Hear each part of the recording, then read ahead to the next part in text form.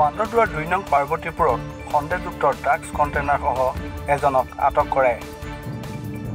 লখিমপুৰ জিলাৰ অসম অৰুণাচল সীমান্তৰ বান্দৰদুৱাৰ ২ নং পাৰ্বতীপুৰত আজি বিয়লি গাঁও সুৰক্ষা সমিতিৰ তৎপৰতাত এজন ড্ৰাগছ সৰবৰাহকাৰী আটক কৰে আৰক্ষীয়ে। জানিব পৰা মতে এজন যুৱকে ৰাষ্ট্ৰীয় ঘাইপথৰ কাষত সন্দেহজনকভাৱে চলা ফুৰা কৰি থকা প্ৰত্যক্ষ কৰে স্থানীয় গাঁও সুৰক্ষা বাহিনীৰ কেইজনমান যুৱকে। লগে লগে যুৱককেইজনে ব্যক্তিজনৰ ওচৰলৈ যোৱাত দৌৰি পলাবলৈ চেষ্টা কৰে যদিও যুৱককেইজনৰ তৎপৰতাত কৰায়ত্ব কৰিবলৈ সক্ষম হয় ড্ৰাগছ সৰবৰাহকাৰী যুৱকজনক। ধৃত যুৱকজন বঙালমৰা ১ নং আহমেদপুৰৰ ৱাছিফ আহমেদ বুলি জানিব পৰা গৈছে।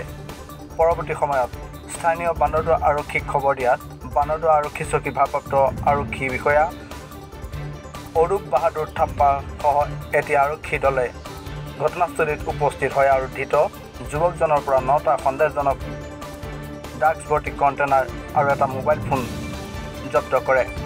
ইতিমধ্যে বান্দৰদুৱাৰ আৰক্ষীয়ে অধিক তদন্তৰ বাবে জেৰা অব্যাহত ৰাখিছে।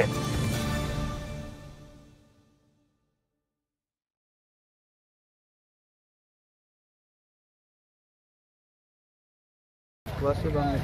হা? ৱাছিফ আহমেদ। বঙালমৰা ১ নং আহমেদপুৰ। বঙালমৰা ১ নং আহমেদপুৰ। ১ নম্বৰ কি আনিছিলে? মই অনা নাই, বেলেগ এজন আনিছে। কি আনিছিলে? কি বস্তুটো কি? ড্ৰাগছৰ। হা? ড্ৰাগছ কিমান আছিলে?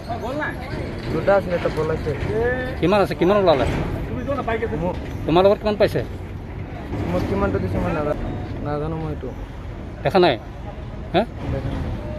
৯টা ওলাইছে দেখোন তোমাৰ পকেটৰ পৰা। হে? মই এইটো নাজানো, সি পেলাই থৈ গ'লগৈ। এইটো কেতিয়াৰ পৰা কৰি আছা ব্যৱসায়টো? মই ব্যৱহাৰ নকৰোঁ। কি কৰা?